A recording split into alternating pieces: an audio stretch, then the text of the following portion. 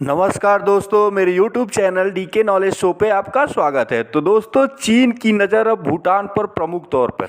चीन भूटान के प्रमुख हिस्सा जो भारत के सीमा पर है उसको हड़प कर वहां गांव बसा रहा है और सीमा विवाद को लेकर भूटान को धमका रहा है। चीन और भूटान के बीच 477 किलोमीटर लंबी सीमा है।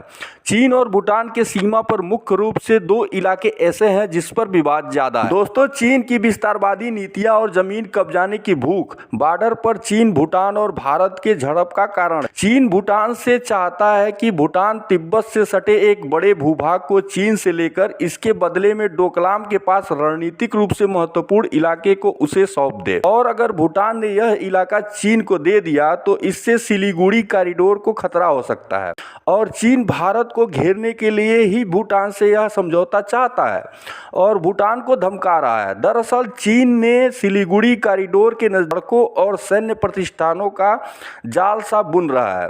यह पूरा इलाका डोकलाम के नजदीक है, जहां 2017 में भारत और चीन के बीच कई महीनों तक सैन्य तनाव बना हुआ था।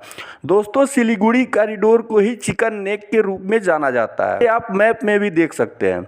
दोस्तों, सिलीगुड़ी कॉरिडोर ही भारत को पूर्वोत्तर के राज्यों से जोड़ता है। यह कॉरिडोर तिब्बत, नेपाल, भूटान और बांग्लादेश से सटा हुआ है। कई जगहों पर तो इस कॉरिडोर की चौड़ाई मात्र 22 किलोमीटर की है।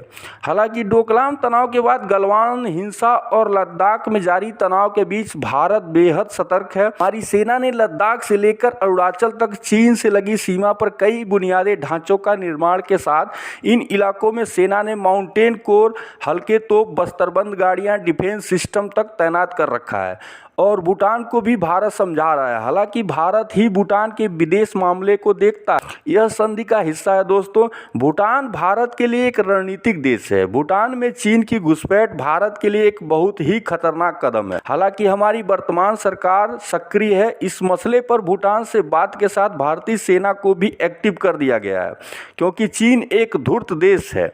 वहीं इस पूरी खबर पर आपकी क्या राय है दोस्तों, कमेंट करें। साथ ही लेटेस्ट खबरों के लिए चैनल सब्सक्राइब करें। जय हिंद, वंदे मातरम।